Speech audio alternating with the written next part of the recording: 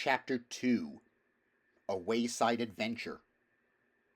It was nearly noon on the following day when Shasta was wakened by something warm and soft moving over his face. He opened his eyes and found himself staring into the long face of a horse. Its nose and lips were almost touching his. He remembered the exciting events of the previous night and sat up, but as he did so, he groaned. "Ow, Bree!" he gasped. "I'm so sore all over I can hardly move." "Good morning, small one," said Bree. "I was afraid you might feel a bit stiff. It can't be the falls. You didn't have more than a dozen or so, and it was all lovely, soft, springy turf that must have been almost a pleasure to fall on. And the only one that might have been nasty was broken by that gorse bush. No, it's the riding itself that comes hard first. What about breakfast? I've had mine." "Oh, bother breakfast, bother everything," said Shasta. "I tell you I can't move." But the horse nuzzled at him with its nose and pawed him gently with a hoof, till he had to get up. And then he looked about him and saw where they were. Behind them lay a little copse. Before them the turf, dotted with white flowers, sloped down to the brow of a cliff. Far below them, so that the sound of the breaking waves was very faint, lay the sea. Shasta had never seen it from such a height, and had never seen so much of it before, nor dreamed how many colors it had. On either hand the coast stretched away, headland after headland, and at the points you could see the white foam running up the rocks but making no noise because it was so far off. There were gulls flying overhead, and the heat shivered on the ground. It was a blazing day. But what Shasta chiefly noticed was the air. He couldn't think what was missing, until at last he realized that there was no smell of fish in it. For, of course, neither in the cottage nor among the nets had he ever been away from that smell in his life. And this new air was so delicious, and all his old life seemed so far away, that he forgot for a moment about his bruises and his aching muscles, and said, "I say, Bree, didn't you say something about breakfast?" "Yes, I did," answered Bree. "I think you'll find something in the saddlebags. They're over there on that tree where you hung them up last night, or early this morning, rather." They investigated the saddlebags, and the results were cheering. A meat pasty, only slightly stale, a lump of dried figs and another lump of green cheese, a little flask of wine, and some money, about 40 crescents in all, which was more than Shasta had ever seen. While Shasta sat down, painfully and cautiously, with his back against a tree, and started on the pasty, Bree had a few more mouthfuls of grass to keep him company. "Won't it be stealing to use the money?" asked Shasta. "Oh," said the horse, looking up with its mouth full of grass. "I never thought of that. A free horse and a talking horse mustn't steal, of course, but I think it's all right. We're prisoners and captives in enemy country. That money is booty, spoil. Besides, how are we to get any food for you without it? I suppose, like all humans, you won't eat natural food like grass and oats." "I can't." "Ever tried?" "Yes, I have. I can't get it down at all. You couldn't either if you were me." "You rum little creatures, you humans," remarked Bree. When Shasta had finished his breakfast, which was by far the nicest he had ever eaten, Bree said, "I think I'll have a nice roll before we put on that saddle again." And he proceeded to do so. "That's good, that's very good," he said, rubbing his back on the turf and waving all 4 legs in the air. "You ought to have one too, Shasta," he snorted. "It's most refreshing." But Shasta burst out laughing and said, "You do look funny when you're on your back." "I look nothing of the sort," said Bree. But then suddenly he rolled round on his side, raised his head and looked hard at Shasta, blowing a little. "Does it really look funny?" he asked in an anxious voice. "Yes, it does," replied Shasta. "But what does it matter?" "You don't think, do you," said Bree, "that it might be a thing talking horses never do, a silly clownish trick I've learned from the dumb ones? It would be dreadful to find when I get back to Narnia that I've picked up a lot of low, bad habits. What do you think, Shasta? Honestly now, don't spare my feelings. Should you think the real free horses, the talking kind, do roll?" "How should I know? Anyway, I don't think I should bother about it if I were you. We've got to get there first. Do you know the way?" "I know my way to Tashban. After that comes the desert. We'll manage the desert somehow, never fear. Why, we'll be in sight of the northern mountains then. Think of it! To Narnia and the north! Nothing will stop us then, but I'd be glad to be past Tashbaan. You and I are safer away from cities. Can't we avoid it? Not without going a long way inland, and that would take us into cultivated land and main roads, and I wouldn't know the way. No, we'll just have to creep along the coast. Up here on the downs we'll meet nothing but sheep and rabbits and gulls and a few shepherds. And by the way, what about starting? Shasta's legs ached terribly as he saddled Bree and climbed into the saddle, but the horse was kindly to him and went at a soft pace all afternoon. When evening twilight came, they dropped by steep tracks into a valley and found a village. Before they got into it, Shasta dismounted and entered it on foot to buy a loaf and some onions and radishes. The horse trotted round by the fields in the dusk and met Shasta at the far side.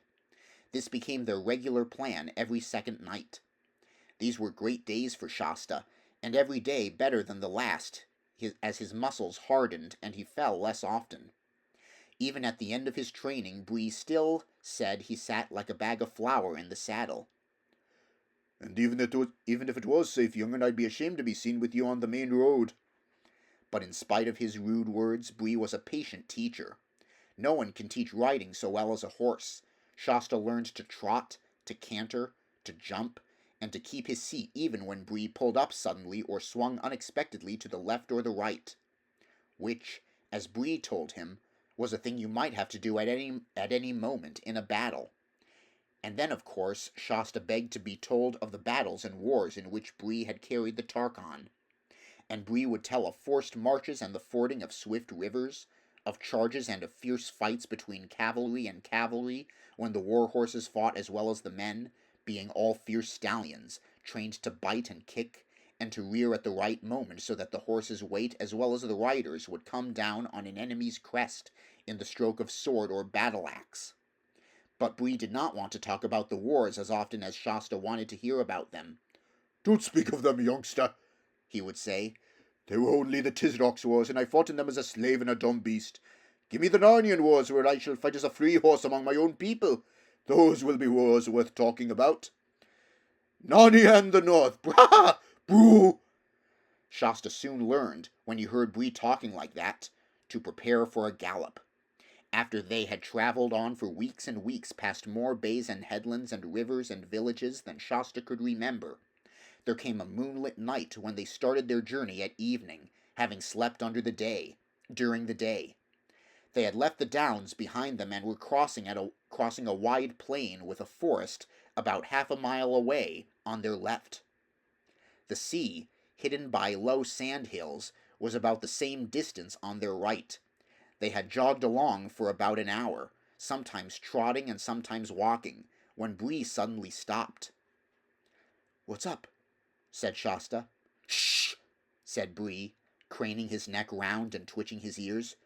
"Did you hear something? Listen." "It sounds like another horse between us and the wood," said Shasta after he had listened for about a minute. "It is another horse," said Bree, "and that's what I don't like." "Isn't it probably just a farmer riding home late?" said Shasta with a yawn. "Don't tell me," said Bree. "That's not a farmer's riding, not a farmer's horse either. Can't you tell by the sound? That's quality, that horse is, and it's being ridden by a real horseman. I'll tell you what it is, Shasta, there's a Tarkon under the edge of that wood. Not on his war horse, it's too light for that. On a fine blood mare, I should say." "Well, it stopped now, whatever it is," said Shasta. "You're right," said Bree. "And why should he stop just when we do? Shasta, my boy, I do believe there's someone shadowing us at last." "What shall we do?" said Shasta in a lower whisper than before. "Do you think he can see us as well as hear us?" "Not in this light, so long as we stay quite still," answered Bree. "But look, there's a cloud coming up. I'll wait till that gets over the moon, then we'll get off to our right as quietly as we can down to the shore. We can hide among the sand hills if the worst comes to the worst." They waited till the cloud covered the moon, and then, first at a walking pace and afterward at a gentle trot, made for the shore. The cloud was bigger and thicker than it had looked at first, and soon the night grew very dark, just as Shasta was saying to himself, "We must be nearly at those sand hills by now. His heart leaped into his mouth because an appalling noise had suddenly risen out of the darkness ahead, a long snarling roar, melancholy and utterly savage. Instantly Bree swerved round and began galloping inland again as fast as he could gallop. "What is it?" gasped Shasta. Lions! Said Bree, without checking his pace or turning his head. After that there was nothing but sheer galloping for some time, as they splashed across a wide, shallow stream and Bree came to a stop. At last they splashed across a wide, shallow stream and Bree came to a stop on the far side. Shasta noticed that he was trembling and sweating all over. "That water may have thrown the brute off our scent," panted Bree when he had partly got his breath again. "We can walk for a bit now." As they walked, Bree said, "Shasta, I'm ashamed of myself. I'm just as frightened as a common dumb Calorman horse. I am really. I don't feel like a talking horse at all. I don't mind swords and lances and arrows, but I can't bear those creatures. I think I'll trot for a bit." About a minute later, however, he broke into a gallop again, and no wonder, for the roar broke out again, this time on their left from the direction of the forest. "Two of them!" moaned Bree. When they had galloped for several minutes without any further noise from the lions, Shasta said, "I say, that other horse is galloping beside us now. Only a stone's throw away." "All the better," panted Bree. "Tarkon on it. We'll have a sword. Protect us all." "But Bree," said Shasta, "we might just as well be killed by lions as caught, or I might they'll hang me for horse stealing." He was feeling less frightened of lions than Bree because he had never met a lion. Bree had. Bree only snorted in answer, but he did sheer away to his right.